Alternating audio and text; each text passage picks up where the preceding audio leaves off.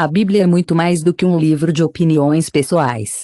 É a palavra viva, respiratória e autoritária de Deus. É infalível, imutável e mais nítido do que qualquer espada de dois gumes. E, no entanto, ainda hoje, muitos dentro da igreja lidam com isso descuidadamente, torcendo as escrituras para se encaixar em experiências pessoais, emoções e ideias causadas pelo homem. A Bíblia é muito mais do que um livro de opiniões pessoais. É a palavra viva, respiratória e autoritária de Deus. É infalível, imutável e mais nítido do que qualquer espada de dois gumes. E, no entanto, muitos dentro da igreja lidam com isso descuidadamente, torcendo as escrituras para se encaixar em experiências, emoções e doutrinas feitas pelo homem, em vez de deixar a verdade de Deus se sustentar por conta própria. Isso é um grande negócio. É guerra espiritual. Satanás tem distorcido a palavra de Deus desde o início. No Jardim do Éden, suas primeiras palavras gravadas não foram um ataque direto, mas uma distorção sutil do que Deus havia falado. Deus realmente disse isso? Esse engano continua hoje. Muitos crentes sinceros, especialmente dentro de círculos carismáticos, adotaram ensinamentos baseados em interpretações errôneas de. É importante entender que as escrituras mal entendidas podem ter consequências reais. Às vezes, as pessoas se deparam com doutrinas que parecem atraentes, mas podem estar a desviar do verdadeiro poder de Deus. Isso pode criar um engano espiritual, falsas esperanças e até idolatria, onde a experiência é valorizada mais do que a revelação divina. É triste pensar que as escrituras mal aplicadas fizeram com que muitos crentes perseguissem sinais e maravilhas, busquem prosperidade sem arrependimento e depositam sua fé em suas próprias palavras, e não na soberania de Cristo. Paulo alertou sobre esse próprio perigo em 2 Timóteo 4. 3-4, meus queridos amigos, quero compartilhar com você alguns pensamentos que estão no meu coração. Acredito que em um futuro próximo, muitas pessoas não estarão mais abertas a aprender sobre os ensinamentos espirituais que se alinham à verdade. Em vez disso, eles procurarão os professores que se alinham com seus desejos pessoais, e se afastarão de ouvir a verdade, em vez disso, abraçarem mitos. Estamos naquele tempo agora. Este vídeo não se trata de atacar indivíduos, mas é sobre o destacar erros e incentivar os cristãos a pensar profundamente sobre a Bíblia. Veremos 5 versículos da Bíblia que geralmente são retirados do contexto e usados para apoiar os ensinamentos que vão contra o que o resto da Bíblia ensina. Cada um desses versículos tem sido usado para apoiar crenças perigosas. Vamos chamar uma pá de pá e adquiri-la. É como se estivéssemos colocando experiências místicas em um pedestal, colocando teologia sólida em segundo plano. Se realmente amamos a verdade, precisamos estar abertos a testar tudo e voltar ao que as Escrituras dizem. Este não é apenas um jogo mental, é uma jornada sincera. O que você acredita sobre a Bíblia afeta todas as partes de sua vida, incluindo como você ora e como você vive. Vamos conversar sobre a Bíblia. Eu sei que é um tópico sensível, mas acho que é realmente importante que falemos sobre isso. Entendo que não é uma coisa fácil de falar, especialmente quando estamos falando de experiências espirituais. Mas acho que é importante entender que a verdade é a verdade, por mais difícil aceitar. Então, vamos abrir as Escrituras e ver o que podemos descobrir juntos. Eu sei que é muito para absorver, mas acho que é bom começar com o básico. Vejamos esses 5 versículos e ver o que eles realmente significam. Eu sei que é complicado, mas acho importante que entendamos as perspectivas um do outro. Então, vamos levar devagar e quebrar esses versos. O primeiro é de Mateus 18:19-20. Muitos de nós já ouvimos essa parte dos ensinamentos de Jesus, mas vamos mergulhar e ver o que realmente significa. Apenas um WhatsApp, entre 19 e 20 anos, e tenho certeza de que você concorda que isso é aberto. Eu tenho certeza de que você concorda que essa é uma promessa aberta.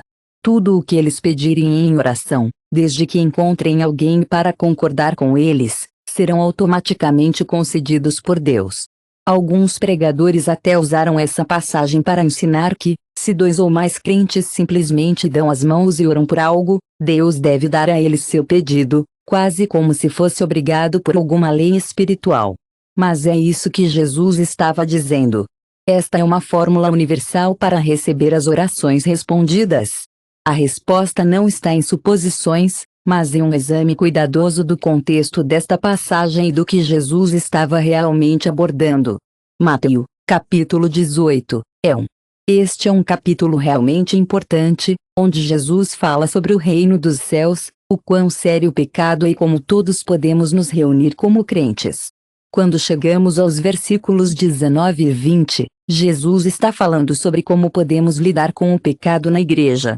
Ele acabou de explicar como podemos conversar com alguém em particular se eles pecarem, e se eles não ouvirem, podemos conversar com 2 ou 3 outras pessoas.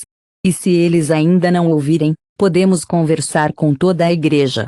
This is what Jesus is talking about when he says, if you have on earth agree on something, my Father in heaven will do it for you. If you are gathering my name, I'll be there with them. When Jesus talks about agreement, is not talking about two people deciding they want a new car, a promotion, or more money and then asking God for it. It is about spiritual understanding and seeking God's will for the church.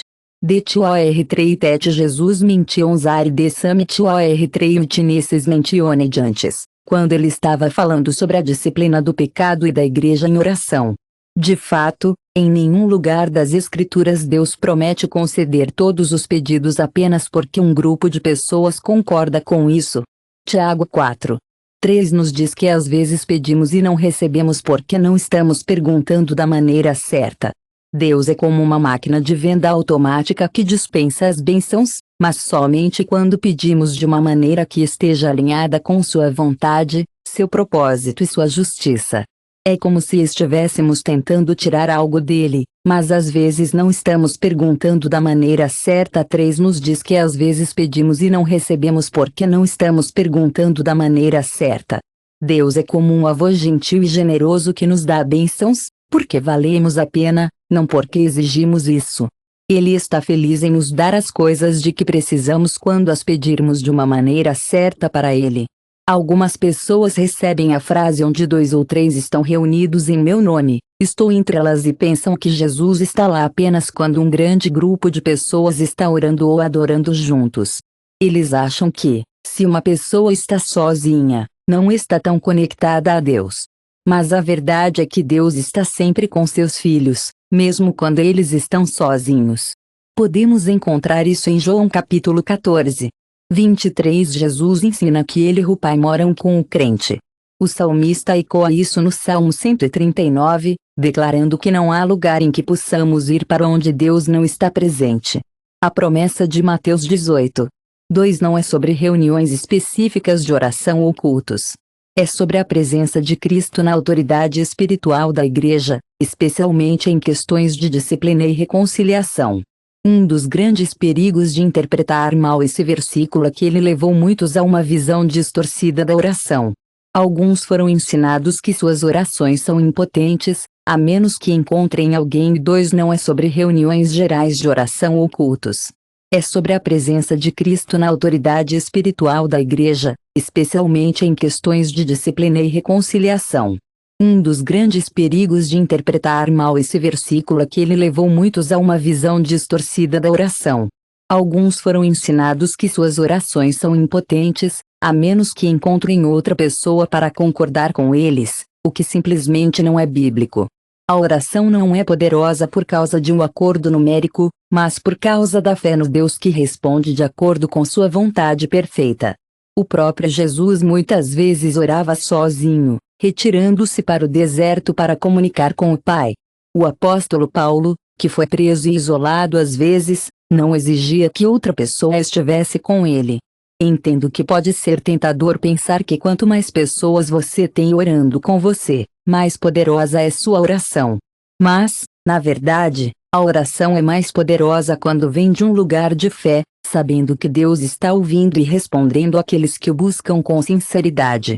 Esta passagem visa trazer conforto e confiança para a igreja. Isso nos assegura que, quando agimos com sabedoria e justiça, especialmente em governar a igreja, Deus está ouvindo. Isso lembra vocês que quando agimos com sabedoria e justiça, especialmente ao tomar decisões difíceis sobre o pecado, somos apoiados pela presença e autoridade de Cristo.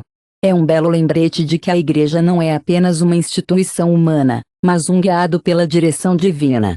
Quando nos submetemos à autoridade das Escrituras e buscamos a vontade de Deus, é como se todos estivéssemos juntando as mãos ao próprio céu. Isso nos leva ao segundo versículo, Marcos 16, vamos mergulhar nessa passagem do Marco 16, que é frequentemente usado para apoiar algumas reivindicações sobrenaturais e incríveis. Mas aqui está a grande questão: o que Jesus realmente quis dizer quando disse tudo isso? 17 a 18. Aqui, Jesus diz que aqueles que acreditam nele farão coisas incríveis, como expulsos demônios, falam em novas línguas, pegam serpentes com as mãos e não serão feridas por venenos mortais.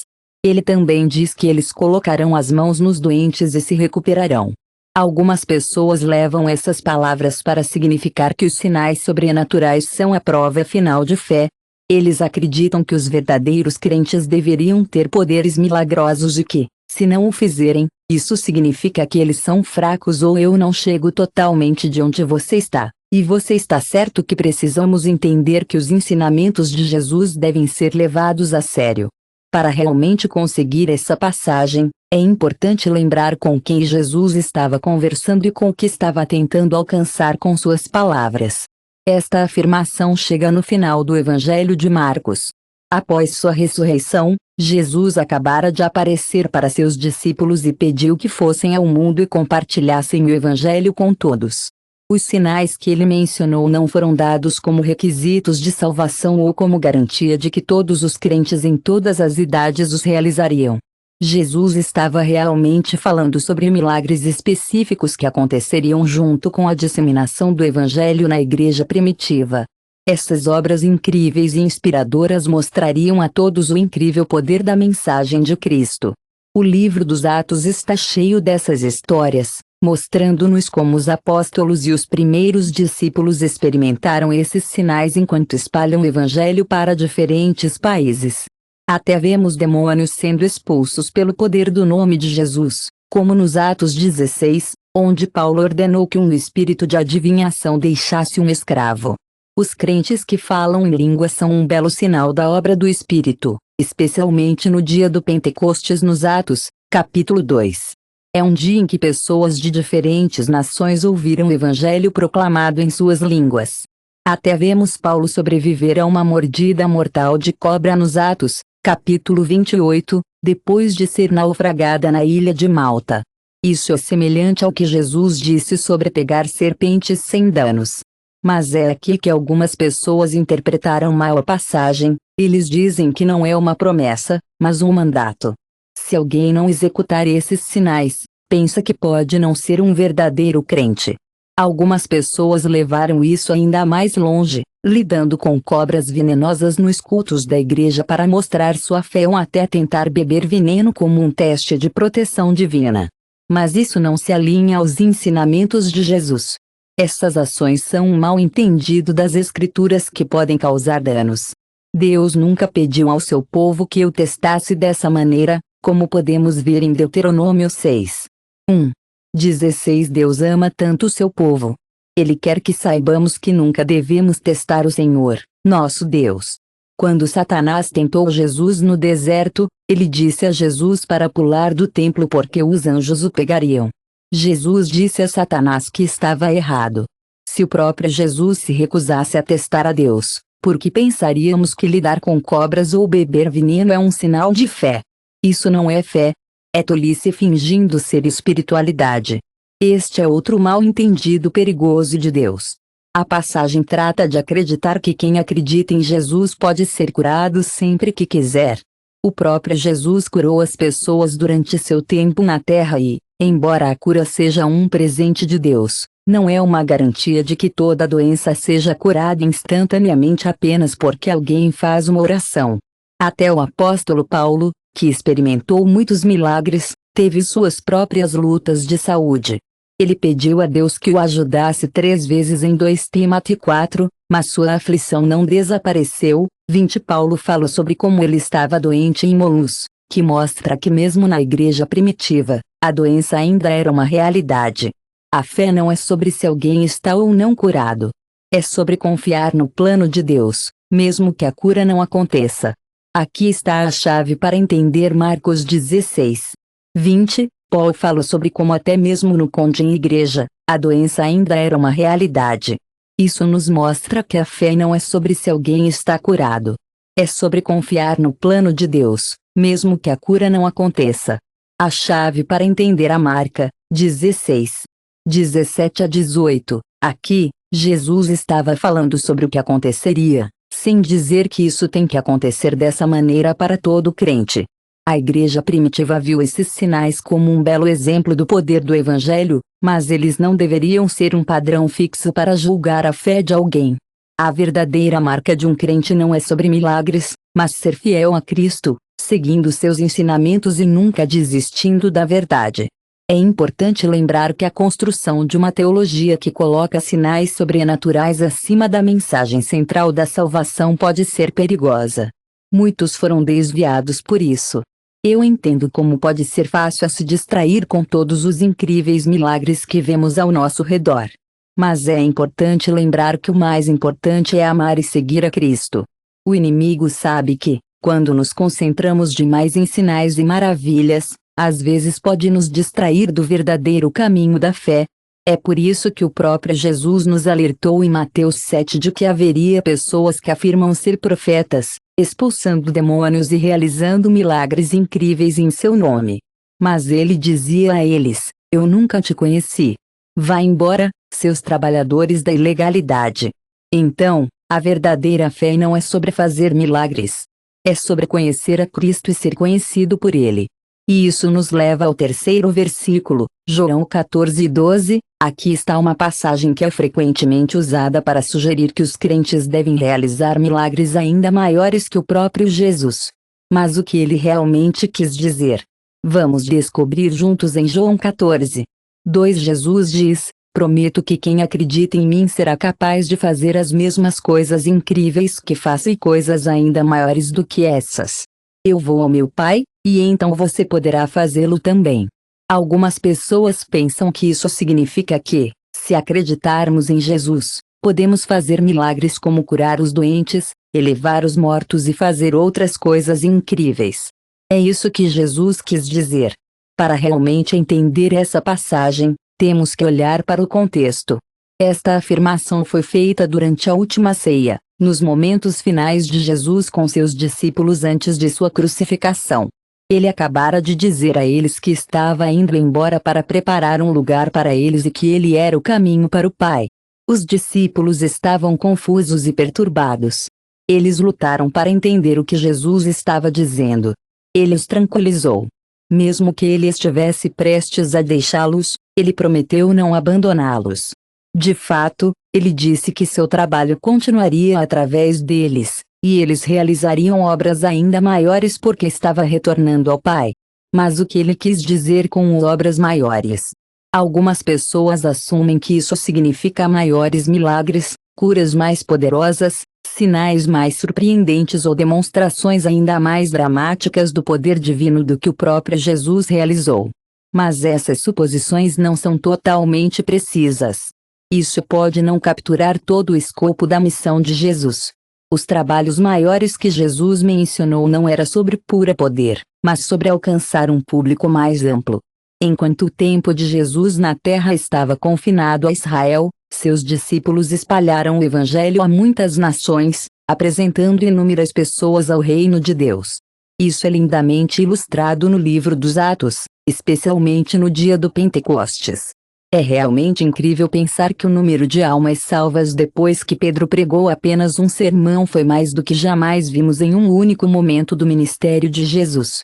À medida que o Evangelho se espalhou, é maravilhoso imaginar a alegria das igrejas estabelecidas em todo o mundo conhecido, de Jerusalém a Roma e além. A expansão do reino de Deus foi a maior obra que Jesus prometeu porque sua missão era realmente incrível. Pensar que o número de almas salvas pela pregação de Pedro supera em muito o que normalmente vemos em um único momento do ministério de Jesus. À medida que o evangelho se espalhou, levou ao estabelecimento de igrejas em todo o mundo conhecido, de Jerusalém a Roma e além. Essa expansão do reino de Deus foi a maior obra que Jesus prometeu porque sua missão nunca era apenas sobre milagres. Era sobre salvação. Hoje, muitas pessoas interpretam mal esse versículo porque equiparam o poder milagroso à autoridade espiritual, assumindo que a presença de milagres é uma evidência de favor divino. Mas mesmo durante o tempo de Jesus, muitas pessoas testemunharam seus milagres e ainda o rejeitaram. As multidões que ouviram cure os doentes e realize outros milagres. O verdadeiro significado deste versículo é sobre a salvação, não sobre magia. Hoje, algumas pessoas não entendem isso porque pensam que os milagres são um sinal do amor de Deus. Mas mesmo durante o tempo de Jesus, muitas pessoas viram seus milagres e ainda o rejeitaram. As mesmas pessoas que gritaram crucificam-o mais tarde o viram curar os doentes e levantar os mortos. Somente milagres não criam fé verdadeira. Somente o Evangelho pode transformar corações. A Bíblia nunca diz que todo crente será tão milagroso quanto Jesus, mesmo entre os apóstolos. Nem todo apóstolo realizou milagres. Pessoas doentes e mortos eram as mesmas pessoas que mais tarde gritaram: crucificaram. Lembre-se de que sinais e maravilhas por si só não produzem fé verdadeira. Somente o poder do Evangelho transforma corações. Dizem-nos na Bíblia que ninguém jamais superará Jesus em poder milagroso, mesmo entre os apóstolos. Nem todos eles realizaram milagres no mesmo nível. O próprio Paulo, embora usado poderosamente por Deus, sofrendo sofrimento, naufrágio, prisão e estações em que ele não podia curar os que o rodeiam.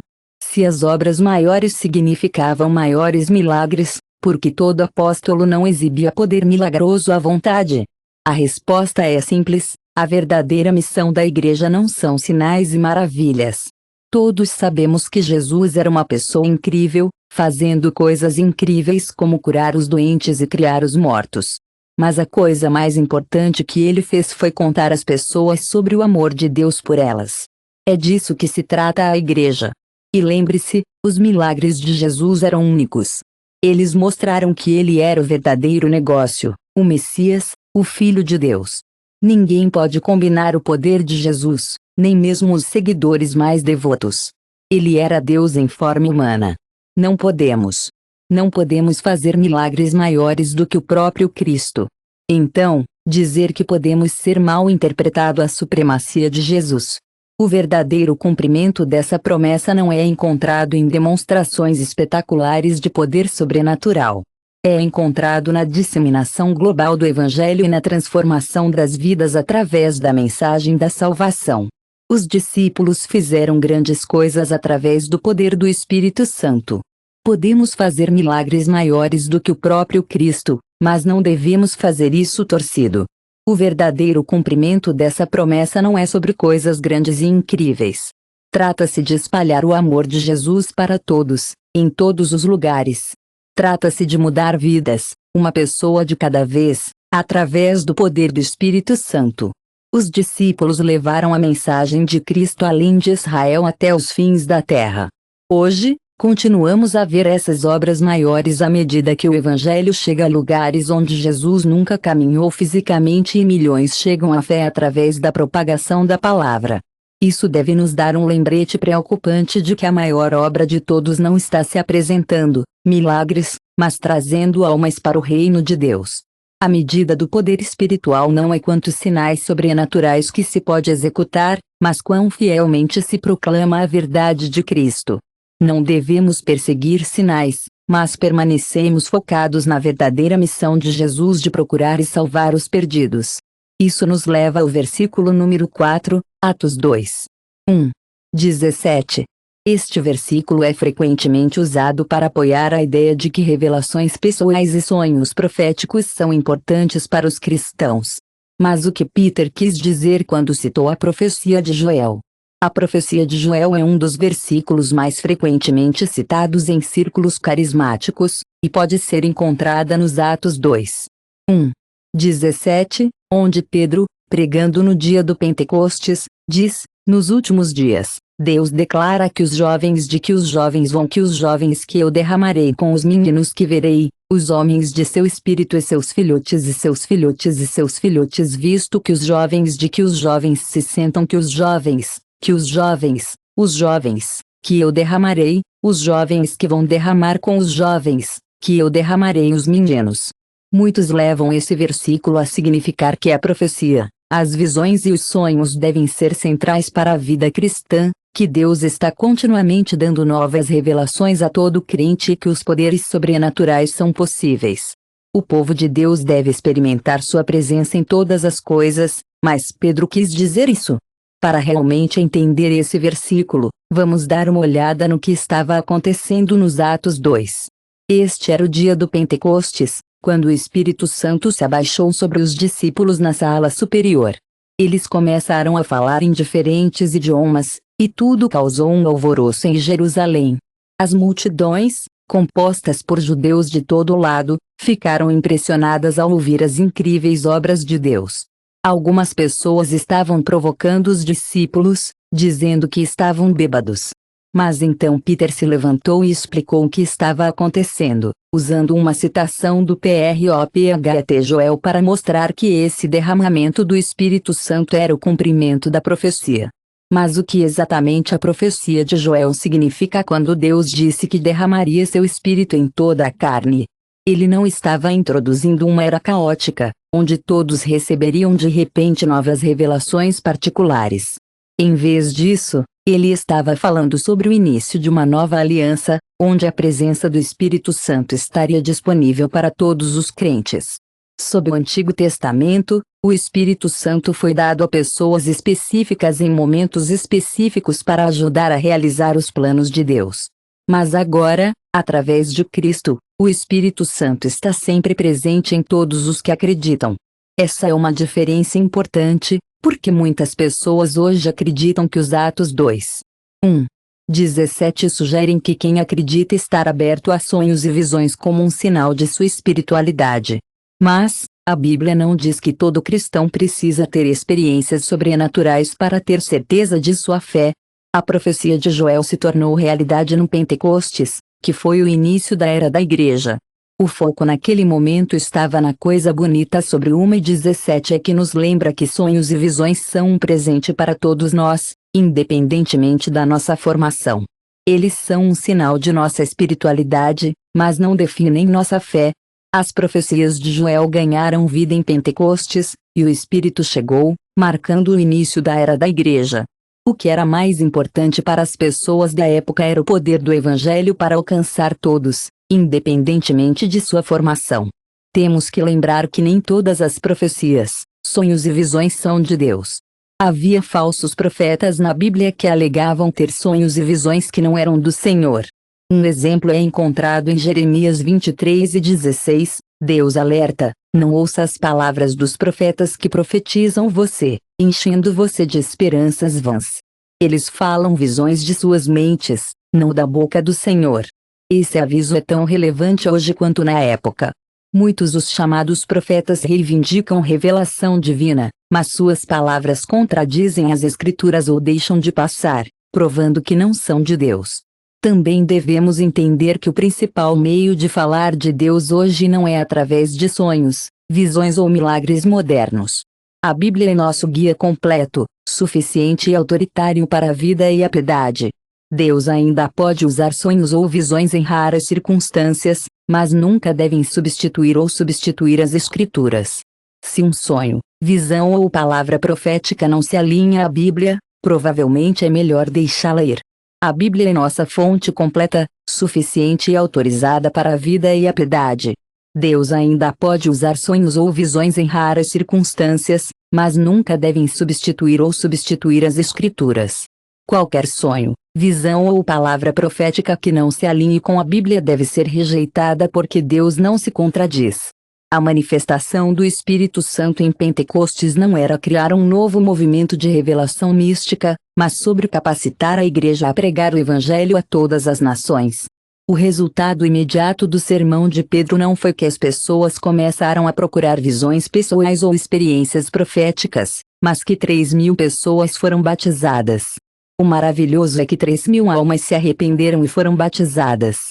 A verdadeira evidência da obra do Espírito não é quantos sonhos ou visões uma pessoa recebe, mas como o Evangelho transforma vidas e leva as pessoas a Cristo. Entendo que esse versículo levou muitos a valorizar as experiências espirituais sobre a verdade bíblica, e estou aqui para lhe dizer que não as culpo. Alguns ficaram tão obcecados em buscar novas revelações que negligenciam a palavra de Deus já revelada. Outros depositaram sua fé em encontros pessoais, e não no próprio Cristo. Transformar a profecia em um espetáculo, em vez de a obra do Espírito Santo, é sobre tornar Jesus mais visível, mostrando nossos pecados e nos guiando no caminho da Bíblia. À medida que avançamos, é importante se discernir. Nem todo sonho é de Deus, nem toda palavra profética é divinamente inspirada, e nem toda reivindicação sobrenatural deve ser aceita sem verificar a palavra de Deus. A verdadeira maturidade espiritual não é sobre ter várias visões, é sobre ser um seguidor fiel de Cristo e permanecer conectado à sua palavra. Isso nos leva ao versículo número 5, John. O versículo 2 é uma daquelas passagens que costumam ser usadas para nos encorajar a acreditar que Deus quer que todos nós seja abençoado com boa saúde e riqueza. Mas isso é RLLY o que diz? Um dos versos mais amados do movimento do Evangelho da Prosperidade vem de 3 João 2, onde o apóstolo John escreve: Amado, oro para que tudo possa ir bem com você e que você possa estar de boa saúde, pois combina bem com sua alma. Este versículo é frequentemente usado para apoiar a crença de que Deus quer que sejamos financeiramente prósperos e fisicamente saudáveis. Muitas pessoas encontraram conforto e força neste versículo, usando-o como base para suas crenças. Dizem que, se um cristão está enfrentando desafios ou dificuldades à saúde, pode ser um sinal de falta de fé.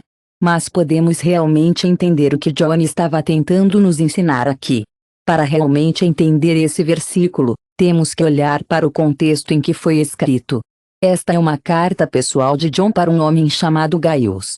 Não é um conjunto de regras sobre saúde e riqueza, mas mais como uma saudação amigável. No mundo do primeiro século, era comum iniciar uma carta expressando bem-estar. Eu envio meus melhores votos de sua saúde e bem-estar. Esta era a oração pessoal de João por Gás, não uma promessa divina de Deus. É como quando alguém hoje escreve: espero que você esteja bem. John não se expande essa saudação para sugerir que a prosperidade financeira e a saúde perfeita são garantidas a todo crente. De fato, quando olhamos para o resto das Escrituras, vemos que sofrimento, provações e dificuldades geralmente são uma parte normal da vida cristã, em vez de um sinal de fracasso espiritual. A ideia de que todos os crentes deveriam ser financeiramente ricos contradiz a vida do próprio Jesus durante seu ministério. Jesus não viveu no luxo terreno. Ele disse em Mateus 8. Ele envia seus desejos mais calorosos para a saúde e bem-estar geral dos destinatários. Esta não era uma promessa divina de Deus, mas sim a oração pessoal de João por gasolina. Assim como alguém hoje pode escrever: espero que você esteja bem. Nesta carta, John não se expande essa saudação para sugerir que a prosperidade financeira e a saúde perfeita são garantidas a todo crente. De fato, quando olhamos para o resto das Escrituras, vemos que sofrimento, provações e dificuldades geralmente são uma parte normal da vida cristã, em vez de um sinal de fracasso espiritual. A ideia de que todos os crentes deveriam ser financeiramente ricos contradiz a vida do próprio Jesus durante seu ministério. Jesus não viveu no luxo terreno. Ele disse que em Mateus 8:20 as raposas têm buracos e pássaros do ar têm ninhos, mas o Filho do Homem não tem lugar para deitar a cabeça. Se ter dinheiro era o sinal da verdadeira fé, então por que Jesus, o próprio Filho de Deus, não viveu em Filho-reis? Times, e aprendi a agradecer o que tenho. Algumas pessoas têm a ideia de que esse versículo significa que a saúde perfeita é garantida para todos os crentes, mas não é isso que diz. João queria que o Gaza estivesse de boa saúde, mas isso não significa que Deus promete cura universal para todo cristão nesta vida. Muitos homens e mulheres piedosos na Bíblia enfrentavam doença e aflição. Tímato, um dos discípulos mais próximos de Paulo, sofria de questões estomacais frequentes, que Paulo abordou em 1 Timóteo 5:23. Ele sugeriu gentilmente que Epafrodito tomava alguns passos práticos para sua saúde, em vez de simplesmente declarar a cura sobre ele. Epafrodito, outro servo fiel, estava tão doente que quase morreu, como registrado em Filipenses 2:27.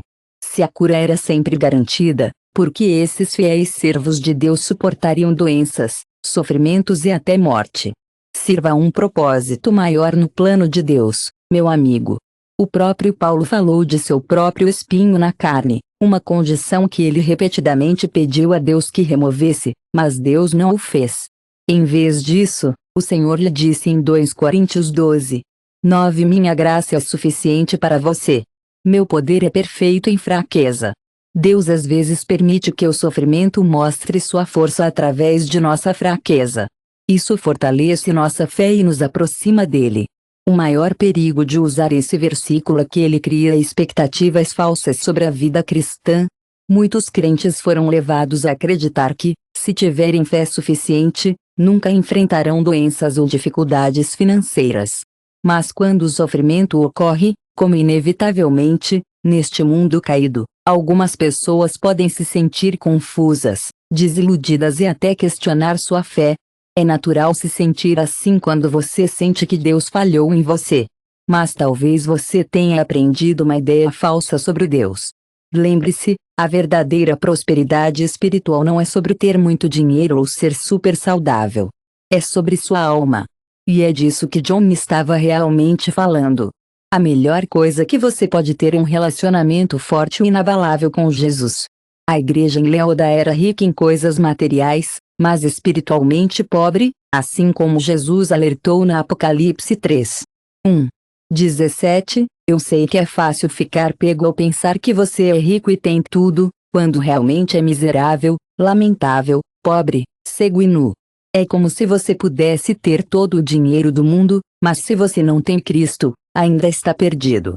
Mas, por outro lado, alguém que é pobre em termos mundanos pode ser rico espiritualmente, porque eles têm vida eterna em Jesus. Enquanto encerramos esta lição, deixe-me lembrá-lo de que nossa fé não é sobre quanto dinheiro temos ou nossa saúde física.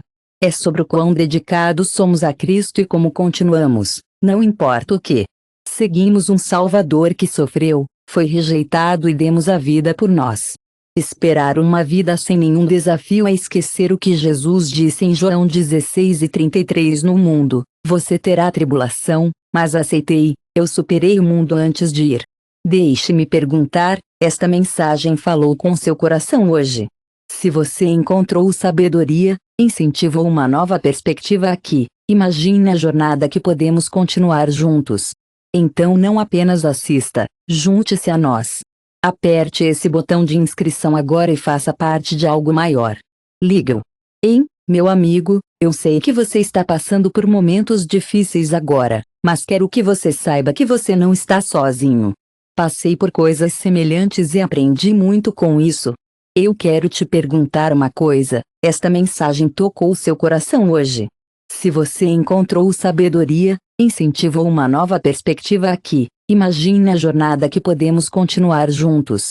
Então não apenas assista, junte-se a nós. Aperte esse botão de inscrição agora e faça parte de algo maior.